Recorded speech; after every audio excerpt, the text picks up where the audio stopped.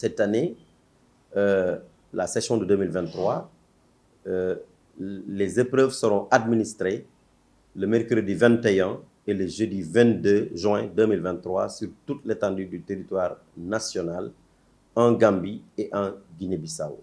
À cet effet, donc, des dispositions utiles sont déjà prises pour assurer une bonne organisation de ces évaluations. Au niveau de la direction des examens et concours, vous savez, l'organisation des examens, c'est un processus. Donc, on n'attend pas le jour J pour dérouler. Il y a des activités, n'est-ce pas, que nous déroulons pendant toute l'année scolaire. Il y a d'abord les inscriptions, il y a la stabilisation des statistiques, il y a la construction des épreuves, la validation de ces épreuves, le choix de ces épreuves, la multiplication, la reprographie de ces épreuves, mais également la sécurisation et la mise à disposition de ces épreuves. Toutes ces étapes ont été bouclées. Et cette année, par rapport relativement aux statistiques, nous avons 47 candidats non-voyants ou malvoyants. Et vous savez, pour ces candidats, il y a des dispositions particulières qui sont prises. Alors, pour les non-voyants, c'est la transcription en braille des épreuves. Ce sont les mêmes épreuves. Et pour les candidats malvoyants, il y a une augmentation de la taille de la police. Alors, au niveau des concentrés, les gouverneurs de région, les préfets, les sous-préfets ont organisé ce qu'on appelle des comités régionaux, des comités départementaux et des comités locaux de développement.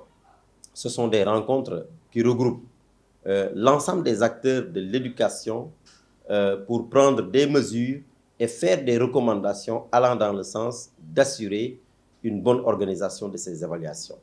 Et à la date de ce lundi aujourd'hui, 19 juin 2023, le nombre total d'inscrits est de 297 621 candidats, dont 169 021 filles, soit 56,79% du nombre total de candidats, contre 296 395 en 2022, soit un écart positif donc de 1226 candidats. Et l'ensemble de ces candidats sont répartis dans 1938 centres. Et ces données statistiques qui sont stabilisées et envoyées à la DEXCO par les inspecteurs d'académie pourraient donc connaître une évolution eu égard au traitement tardif de certains dossiers liés à l'état civil de certains candidats. Vous conviendrez avec moi que l'organisation de ces examens avec ce nombre important de candidats nécessite, n'est-ce pas, un ensemble de moyens en termes de matériel, moyens financiers aussi, n'est-ce pas, pour la prise en charge correcte de ces examens. C'est pourquoi des réallocations de ressources ont été faites aux inspections d'académie, des réallocations de ressources issues du fonds d'appui aux examens et concours, et ces ressources ont été réallouées au prorata du nombre de candidats présentés par l'inspection d'académie.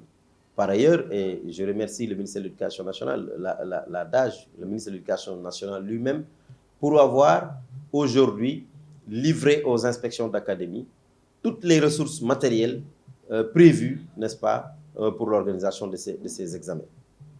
Quant à la sécurisation des épreuves, leur levée et leur acheminement vers le niveau déconcentré, un dispositif efficace a été mis en place par la direction pour faciliter l'ensemble des opérations y afférentes. Et à ce titre, le ministre de l'Éducation nationale avait adressé une lettre, une correspondance aux gouverneurs pour leur demander d'assurer la sécurisation de tout le processus. Ainsi donc, la levée des épreuves a été faite sur une durée de 6 jours, donc allant du lundi 12 au samedi 17 juin 2023, n'est-ce pas, avec une priorité accordée aux académies les plus éloignées. Donc au moment où nous vous parlons, véritablement, les épreuves ont été levées par les inspections d'académie.